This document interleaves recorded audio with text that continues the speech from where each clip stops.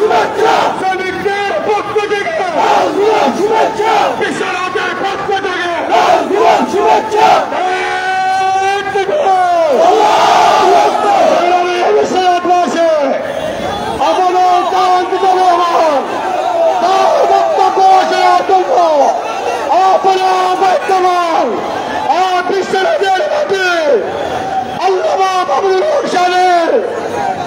আগমন উপলক্ষে শত শত হাজার হাজার মানুষের জল লেগেছে। বিশ্বনাথবাসী প্রমাণ করেছে মামুনুল এদেশের যুবকদের আইডল। সম্মানিত উপস্থিতি মঞ্চে আসছেন আল্লামা মামুনুল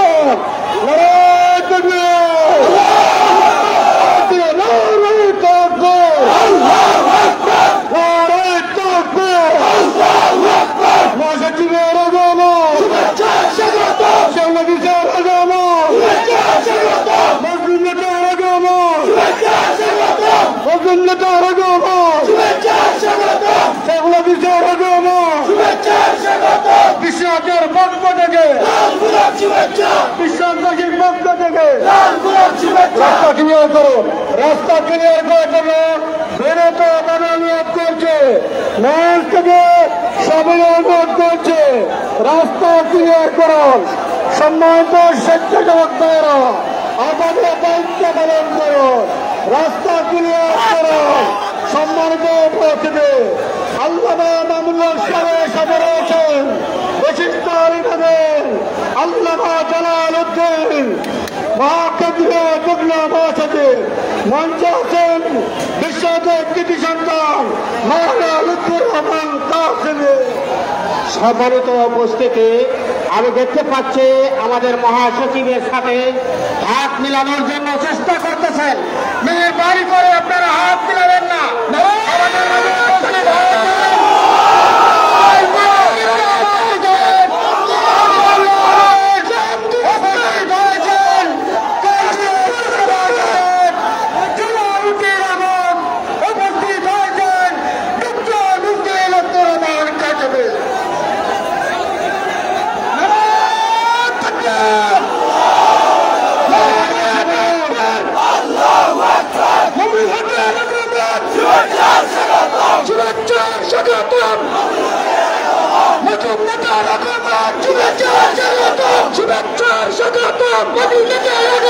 বিশ্বনাথবাসীর পক্ষ থেকে শুভেচ্ছা, লাল গোলাপ শুভেচ্ছা। বিশ্বনাথবাসীর পক্ষ থেকে পুলিশের পক্ষ থেকে লাল গোলাপ শুভেচ্ছা। ছাত্র পুলিশের পক্ষ থেকে লাল গোলাপ শুভেচ্ছা। যুব পুলিশের পক্ষ থেকে লাল গোলাপ শুভেচ্ছা।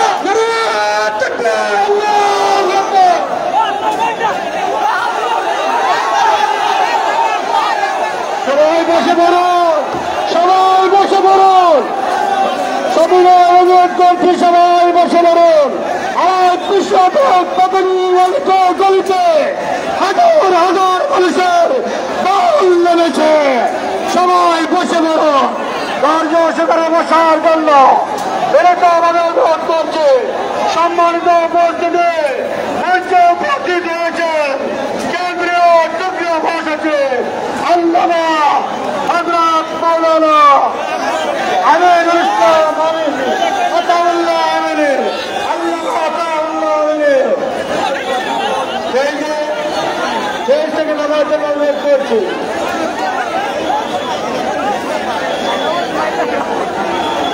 আমাদের দায়িত্বশীল ভাইদের দৃষ্টি আকর্ষণ করে বলছি, অতিরিক্ত মানুষ যারা বেকার আছেন স্টেজ থেকে মেহরবানি করে নেবে যান। মেহমান ছাড়া দ্বিতীয় কেউ স্টেজে বসবেন না। মেহমান ছাড়া কেউ দ্বিতীয় কেউ স্টেজে বসবেন না। আমাদের মেহমানকে আসার ব্যবস্থা করে দেন। মেহমানদের সাথে হাত মিলানোর চেষ্টা করবেন না, প্লিজ প্লিজ আপনারা হাত মিলানোর চেষ্টা করবেন না। হযরত অনেক ক্লান্ত আছেন, হযরত অনেক ক্লান্ত আছেন। বিশ্বনাথ উপজেলা বাংলাদেশ খেলাফত মজলিসের পক্ষ থেকে সংগ্রামী মহাসচিব যুবকদের আইডল আল্লামা মামুনুল সাহেবকে সদর সম্মেলন অভিনন্দন জানাচ্ছি।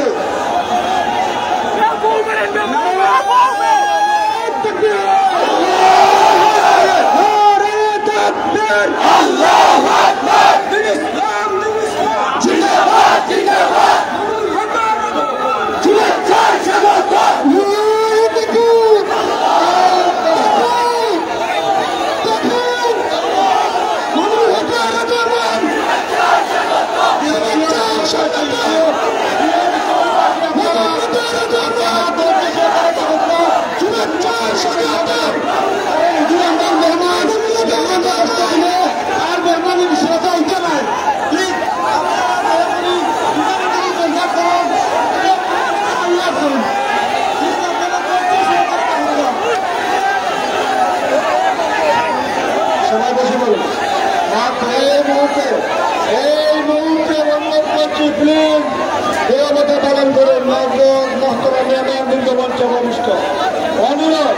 অনুরোধ করছি, অভাব কষ্ট পাবেন,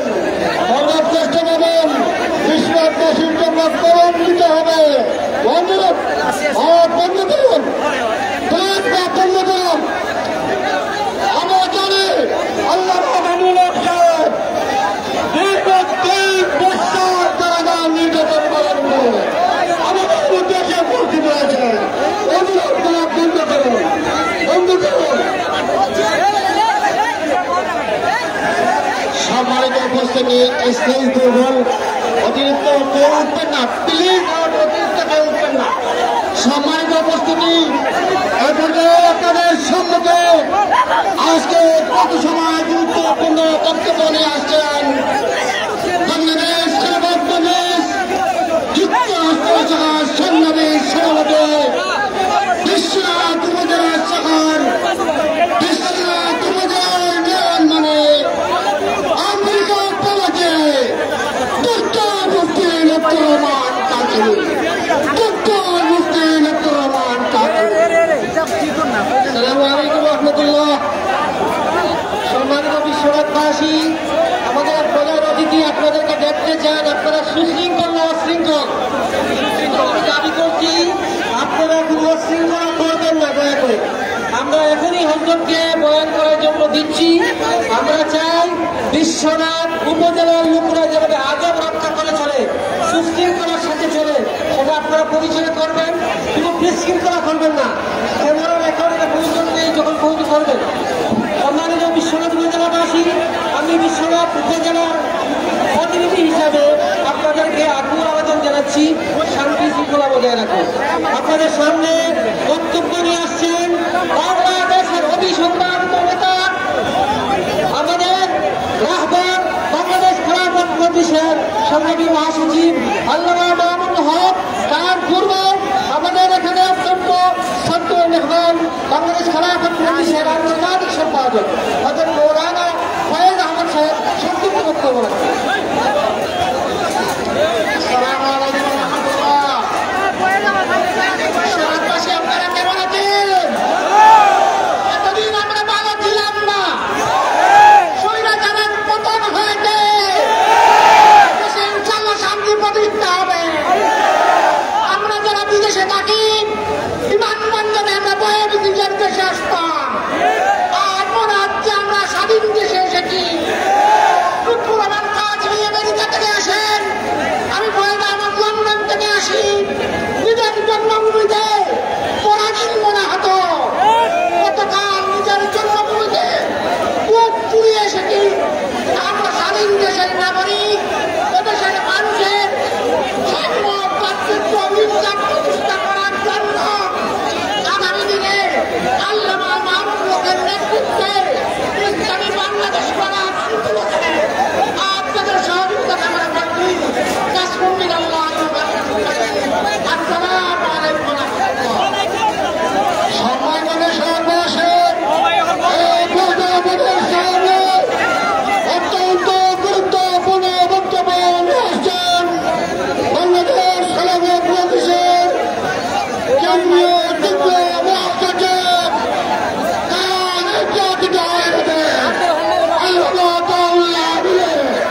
আল্লামা তাউল্লাহ আমির।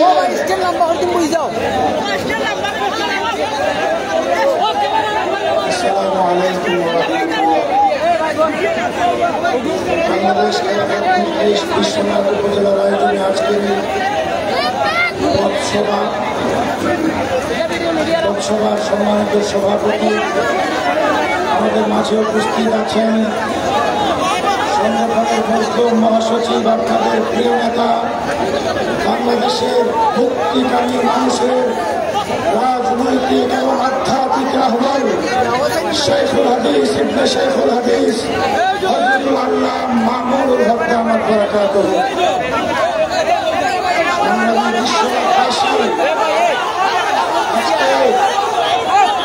দেশ স্বাধীন হয়েছে, নতুন মুক্তি লাভ করেছি, এই স্বাধীনতার পক্ষে আমরা করেছি রক্ষা করা আমাদের দায়িত্ব। আজকে দিল্লিতে বসে পরায়ণকারী সাবেক প্রধানমন্ত্রী স্বৈরাচারী হাসিনা বাংলাদেশের বিরুদ্ধে ষড়যন্ত্র করছে। হাসিনার ষড়যন্ত্র বাংলাদেশে চলতে দেওয়া হবে না ইনশাআল্লাহ। পরিষ্কার কথা, দিল্লিতে বসে দেশের বিরুদ্ধে ষড়যন্ত্র করলে বাংলাদেশের 18 কোটি জনগণ তার গঙ্গা জবাব দিতে প্রস্তুত আছে। বন্ধুরা আমার, আপনারা আপনাদের অঞ্চলের প্রিয় নেতা ইলিয়াস আলীকে হারিয়েছেন। আপনাদের কষ্ট গোটা বাংলাদেশের মানুষ জানে। শেখ হাসিনা খুনকারী, হত্যাকারী, দুর্নীতিবাজ, স্বৈরাচারী শেখ হাসিনা। সুতরাং আমরা বলতে চাই, শেখ হাসিনার প্রেতাত্মা এখনো দেশে আছে। দেশ বিরোধী, স্বাধীনতার বিরোধী, মুক্তির বিরোধী ষড়যন্ত্র করবে একজন তো ছাড়বে। বৈষম্য বিরোধী আন্দোলনের মধ্য দিয়ে দেশ নতুন মুক্তির, দেশ নতুন স্বাধীনতা অর্জন করেছে।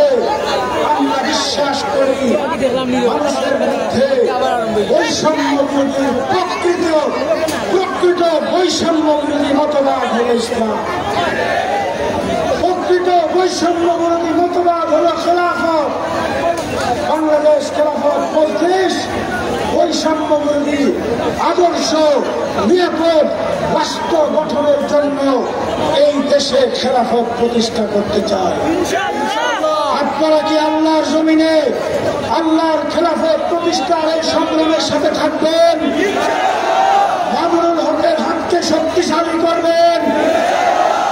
আসুন বাংলাদেশ খেলাফত মজলিস সহ সহযোগী সংগঠনগুলোর হাতে হাত রেখে এই দেশে খেলাফত কায়েমের এই সংগ্রামকে আমরা আরো অগ্রগামী করি। আল্লাহ আমাদের তৌফিক দান করেন।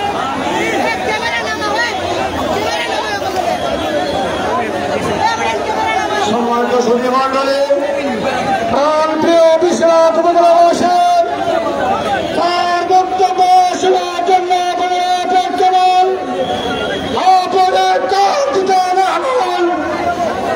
বাংলাদেশ খেলাফত মজলিসের কেন্দ্রীয় মহাসচিব, তারা নির্যাতিত আলেমদের হযরত আল্লামা মামুনুল হক সাহেব দামাত বারাকাতুহু মঞ্চে উপবিষ্ট এবং ওনাদের বয়ান হবে, বক্তব্য হবে। ওনাদের বক্তব্যের পূর্বে এই বিষয়তে কৃতি সন্তান আমাদের অত্যন্ত তত্ত্বাবধান ব্যক্তিত্ব, শুধু আমেরিকা প্রবাসে বাংলাদেশ খেলাফত মজলিস আমেরিকা যার সম্মানিত সভাপতি হযরত মাওলানা লুৎফর রহমান কাসিমি সাহেবকে পরিচালনা করার জন্য সক্রিয় অনুরোধ করছে। সম্মানিত উপস্থিতি, আমরা যার অপেক্ষায় অপেক্ষমান আন্তর্জাতিক খ্যাতি সম্পন্ন আলমদিন বাংলার সিপাহসালার আলেমকুল শিরোমণি মজলুম কারাবন্দী মজলুম জননেতা বাংলাদেশ খেলাফত মজলিসের সংগ্রামী মহাসচিব, হেফাজতে ইসলাম বাংলাদেশের সংগ্রামী যুগ্ম মহাসচিব, আলেমকুল শিরোমণি শাইখুল হাদিস বিন শাইখুল হাদিস আল্লামা মামুনুল হক এখনই বক্তব্য রাখবেন। আল্লামা মামুনুল হক এখনই বক্তব্য রাখবেন।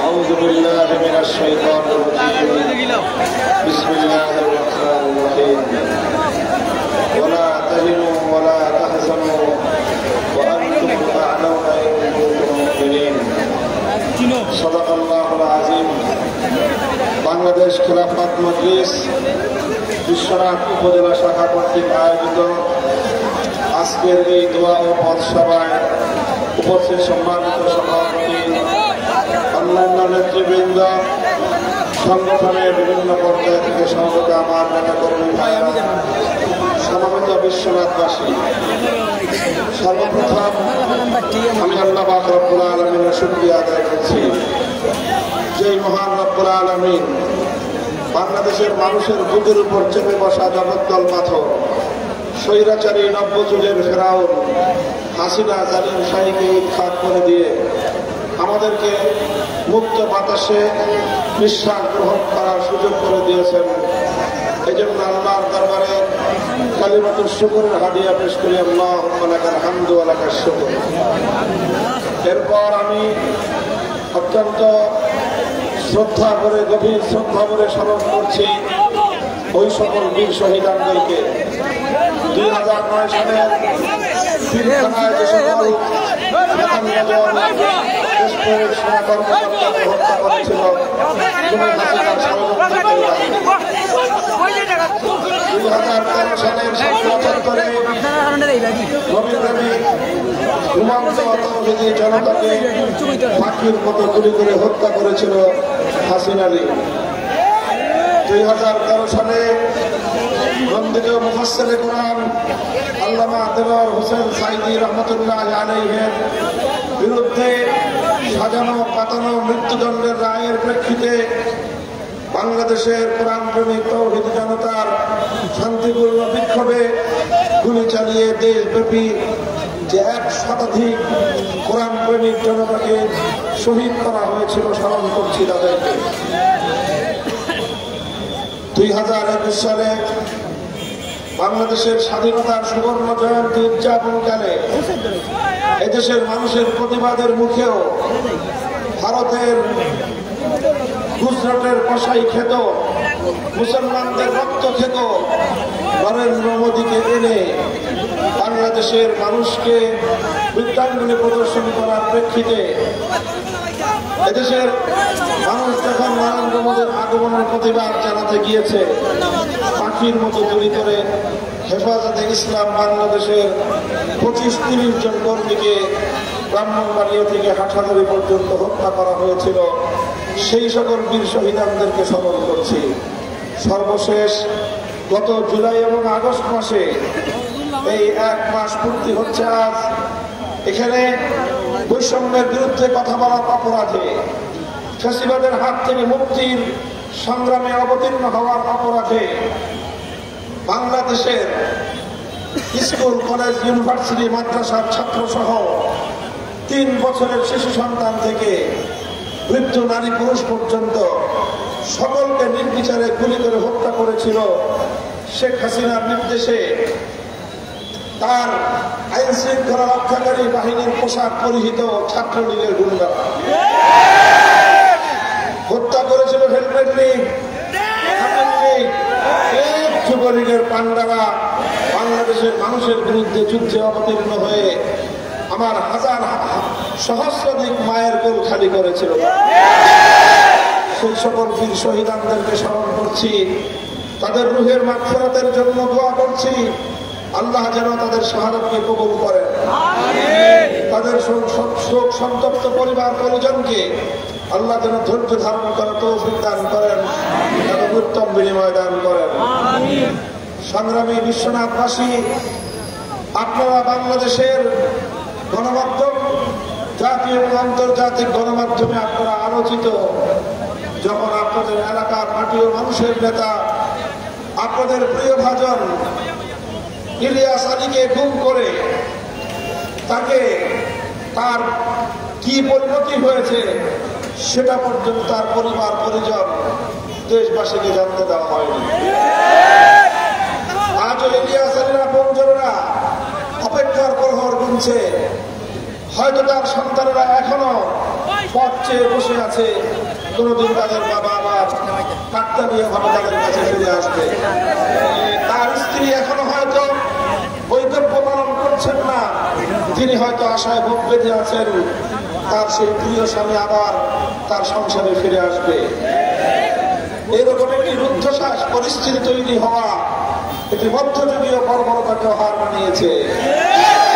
ইলিয়াস আলীর অপরাধ ছিল তিনি ভারতীয় আধিপত্যবাদের বিরুদ্ধে কথা বলেছিলেন।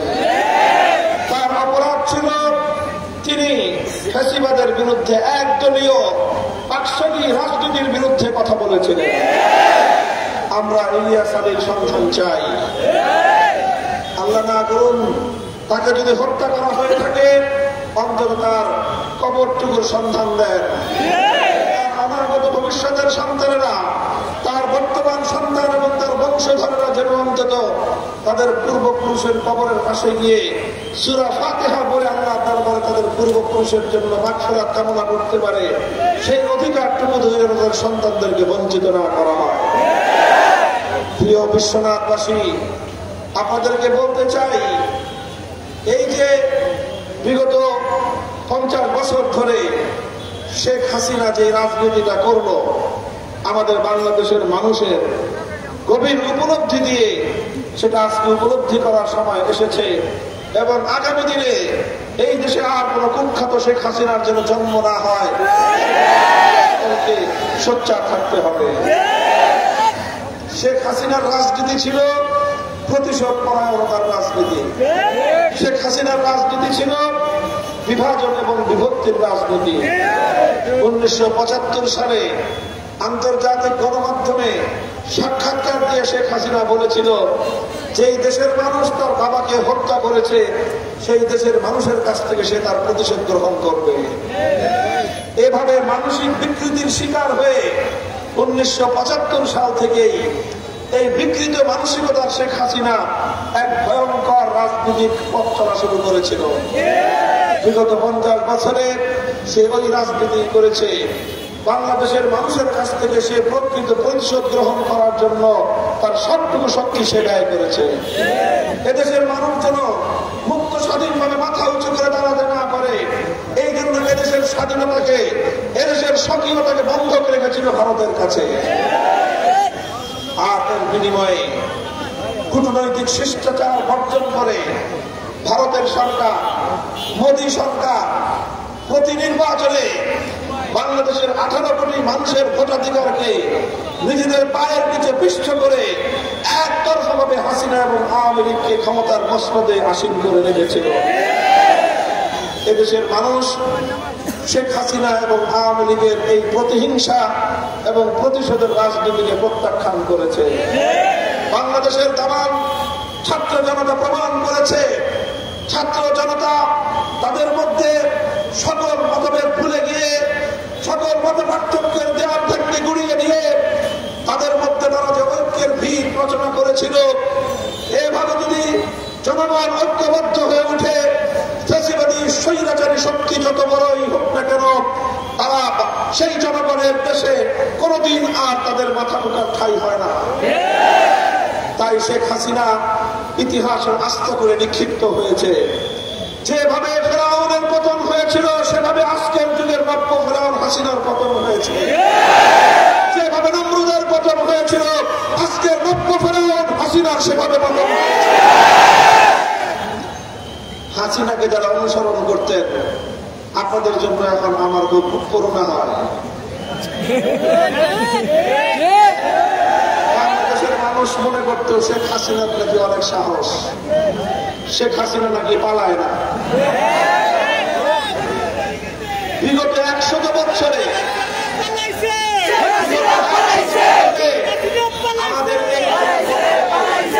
এই ধরনের ভীতু কাপুরুষের টিম শেখ হাসিনার মতো এই ধরনের কাপুরুষ শাসক আমরা আর দেখি নাই।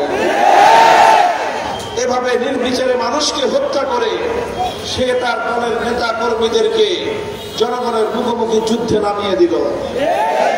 তার নির্দেশে তার হেলমেট লীগ, তার হাতুড়ি লীগ, তার ছাত্রলীগ, তার যুবলীগেরা তারা অস্ত্র হাতে ছাত্র জনতার বিরুদ্ধে যুদ্ধে নামলো।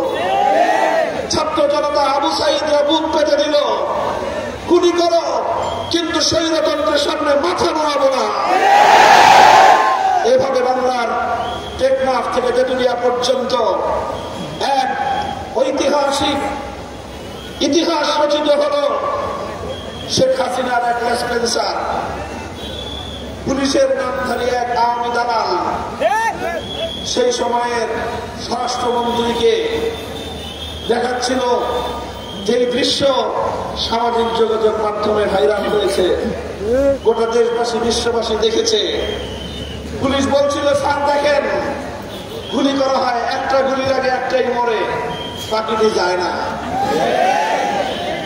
একটা গুলি করে একজনই আহত হয়, বাকিটি যায় না। এই জায়গাটাই ছিল শেখ হাসিনার পতনের মূল জায়গা। এদেশের মানুষের পিঠ যখন দেয়ালে ঠেকে গিয়েছে, তারা বুঝেছিল রক্তের স্রোত ছাড়া শেখ হাসিনার পতন ঘটবে না। আমাদের সন্তানেরা, আমাদের ভাইয়েরা, বোনেরা এবং আমরা রক্ত দেওয়ার জন্য রাজপথে নেমে আসলাম। এক ভাই মারা গেল, আরেক ভাই আহত হলো, তৃতীয় ভাই ভাইয়ের লাশ কাঁধে নিয়ে বৈষম্য বিরোধী, স্বৈরাচার বিরোধী, ফ্যাসিবাদ বিরোধী সংগ্রামকে অব্যাহত রাখলো।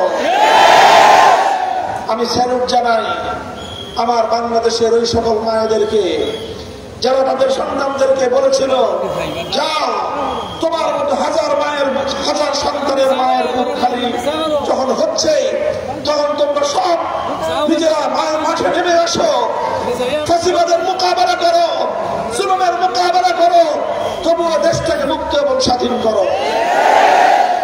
এভাবে মায়েরা, বাবারা তাদের কলিজার টুকরা সন্তানদেরকে দেশের জন্য, জনগণের জন্য যখন উৎসর্গ করেছেন, তখন আর কোন জুলুম এই মজলুম মানুষকে দাবায় রাখতে পারে নাই। মনে রাখবেন, এভাবেই যখন মানুষ মরতে শিখে, তখন সেই মানুষকে আর কেউ মারতে পারে না। যে জাতি মরতে শিখে, তাদেরকে কেউ মারতে পারে না। প্রিয় দেশবাসী, 2024 সালে এসে বাংলাদেশ নতুন ভাবে স্বাধীনতা অর্জন করেছে। 1971 সালের স্বাধীনতা ভারত ছিনতাই করে নিয়ে গিয়েছিল। স্বাধীনতা অর্জিত হয়েছিল ইনশাআল্লাহর নাম বলে। 71 সালের মুক্তিযুদ্ধের স্বাধীনতার অঙ্গীকার ছিল এদেশে কোরআন সুন্নাহ বিরোধী কোন আইন রচিত হবে না। অথচ 72 সালে পার্শ্ববর্তী বন্ধু নামীয় শত্রু রাষ্ট্র বাংলাদেশের বিরুদ্ধে বিমাতাসুলভ আচরণকারী ভারতের প্রেসক্রিপশন অনুযায়ী এদেশের মানুষের, সংখ্যাগরিষ্ঠ মানুষের চিন্তা চেতনা, তাহজিব তামাদ্দুন, ধর্মীয় কৃষ্টি কালচারকে উপেক্ষা করে যে সংবিধান রচনা করা হয়েছিল, সেই সংবিধানের মাধ্যমে মুক্তিযুদ্ধের চেতনাকে হাইজ্যাক করা হয়েছিল। 72-এর সংবিধান 71-এর মুক্তিযুদ্ধের চেতনার পরিপন্থী ছিল। আজ আমরা দাবি তুলতে চাই, 71-এর মুক্তিযুদ্ধের যেই চেতনা ছিল, 2024 সালের 28 বিপ্লবের চেতনা এক এবং অভিন্ন চেতনা। কাজেই এই চেতনাকে বাংলাদেশে প্রতিষ্ঠিত করতে হবে। শেখ হাসিনা যে বিভাজনের রাজনীতি করেছিল, সেই রাজনীতিকে বঙ্গোপসাগরে ভাসায় দেওয়া হয়েছে। বাংলাদেশে কোনো সাম্প্রদায়িকতা নাই। আপনারা বিগত 1 মাস ধরে দেখেছেন, বাংলাদেশ বিরোধী কিছু মিডিয়া ওই পশ্চিম দেশে বসে, সীমান্তের অপর প্রান্তে বসে তারা জিগির তুলেছিল বাংলাদেশে নাকি সংখ্যালঘুদের উপর নির্যাতন চলছে। অথচ বিগত 1 মাসে বাংলাদেশের হেফাজতে ইসলামের আলেম সমাজ, এদেশের মসজিদের ইমাম সাহেবান, এদেশের ইসলামী সংগঠনগুলোর নেতা কর্মীরা, মাদ্রাসার ছাত্ররা তারা রাত্রি জাগরণ করে হিন্দুদের মন্দির, বৌদ্ধদের পেগোডা, খ্রিস্টানদের গির্জার সামনে পাহারা দিয়েছে, রাতের ঘুম হারাম করেছে। এই সময়ে কোন একটি সংখ্যালঘু পরিবারের উপর আক্রমণ হয় নাই, কোন একজন সংখ্যালঘুর কোন ব্যবসা প্রতিষ্ঠানে আক্রমণ হয় নাই। কেন হয় নাই? আগে কেন হতো? আগে এই নাটক করতে হলো শেখ হাসিনা এবং তার সরকার। রাতের অন্ধকারে সংখ্যালঘুদের উপরে হামলা করত, দিনের বেলায় মায়া কান্না কান্ত। এক চমৎকার অভিনেত্রী ছিল সে। তার অভিনয়ের মাধ্যমে শুধু বাংলাদেশ নয়, সারা পৃথিবীর মানুষকে সে দিনের পর দিন ধোঁকা দিয়ে চলেছে। তার চরিত্র ছিল যে সর্ব হয়ে দংশন করো, ওঝা হয়ে ছাড়ো।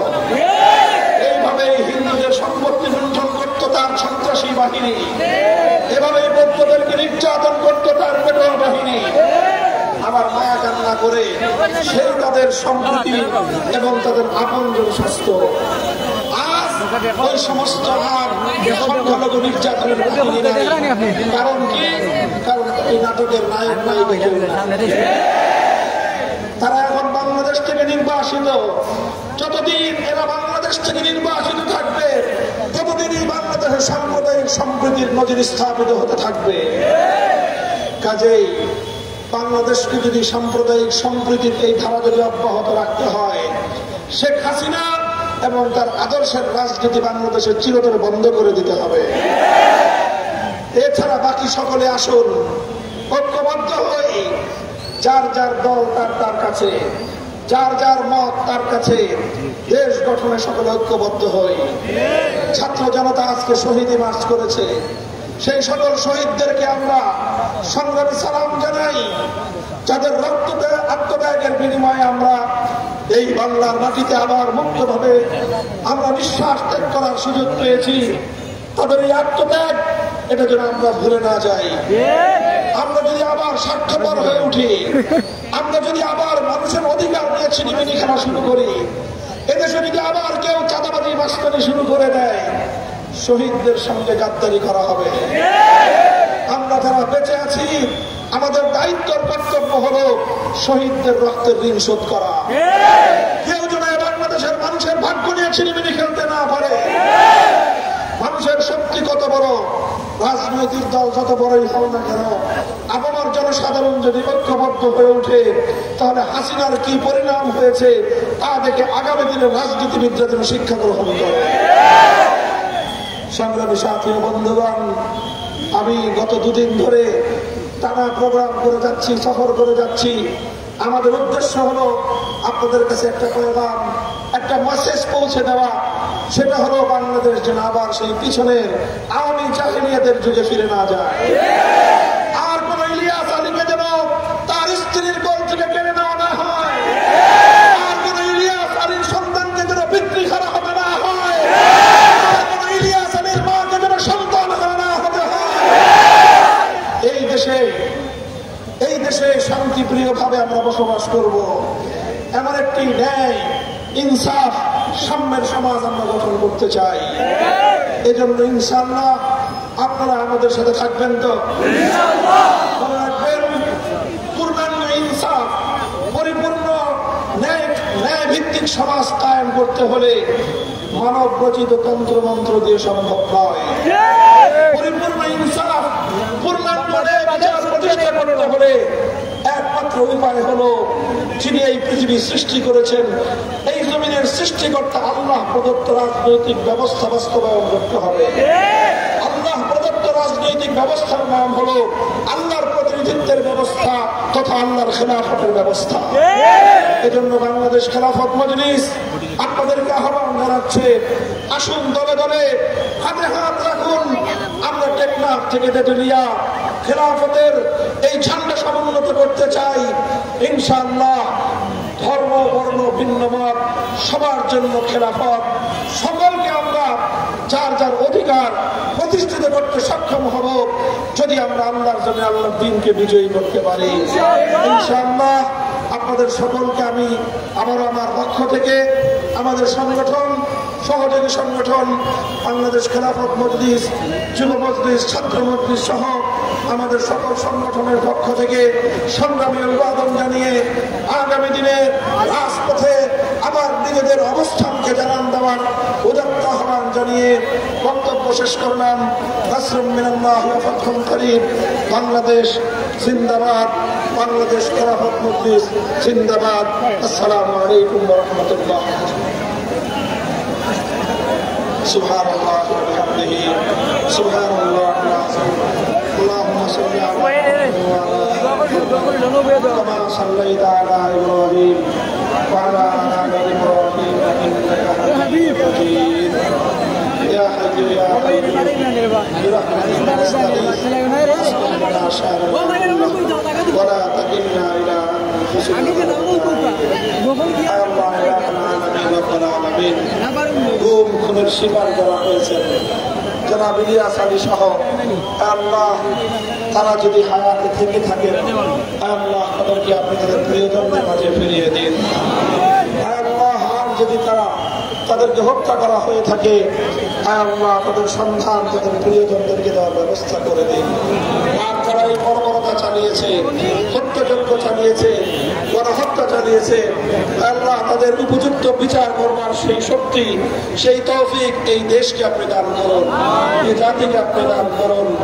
আল্লাহ ন্যায়, ইনসাফ, সাম্যের সমাজ, খেলাফত ব্যবস্থা প্রতিষ্ঠার জন্য আল্লাহ আমাদের এই মাটিকে, এই জাতিকে, এই দেশকে আপনি কবুল করুন। সুবহানা রাব্বিকা রাব্বিল ইজ্জাতি আম্মা ইয়াসিফুন ওয়া সালামুন আলাল মুরসালিন আলহামদুলিল্লাহি রাব্বিল আলামিন। ভাই মেহরবানি করে কেউ আমার কাছে এসে ভিড় করবেন না, বিধ্বস্ত অবস্থায় আছে, কষ্টের মধ্যে আছে অনেক। আমরা মুসাফা করতে আসলে অনেক কষ্ট হয়, মানুষের শরীরের উত্তাপ গরম, এটা অনেক কষ্ট।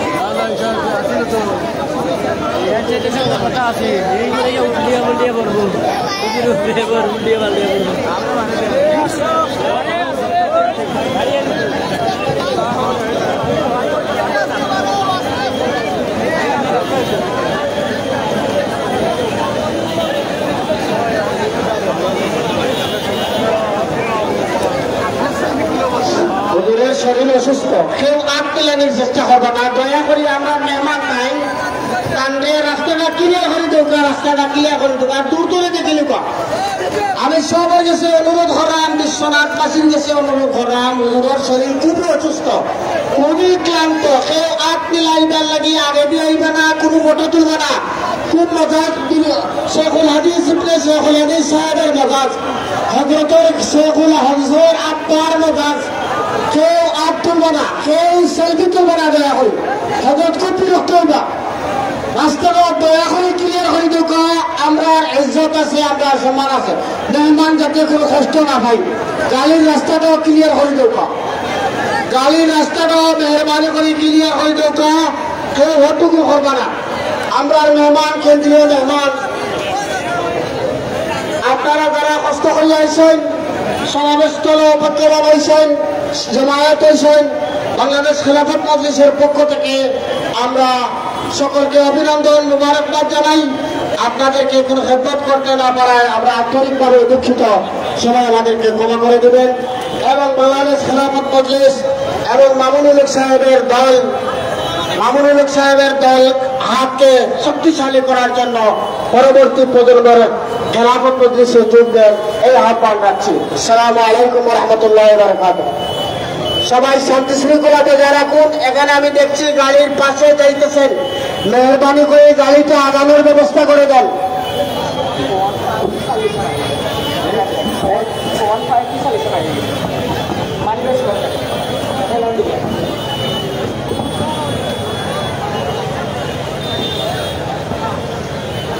আসসালামু আলাইকুম।